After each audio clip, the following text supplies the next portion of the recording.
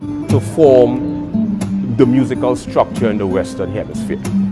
One of the biggest phenomena we have in music is something called octaves. Why do we hear octaves?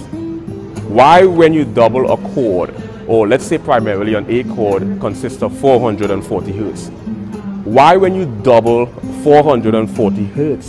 Well, different laws. So I became infatuated with laws. What makes these things pop up? And it looks three-dimensional. Right, and this is, I got into art to kind of understand the phenomena. And that's where I began to learn like certain areas of geometry, like there's something called vanishing point.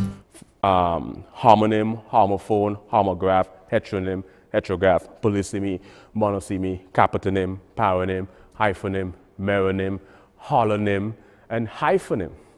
Then we have pragmatics, the way in which language is used.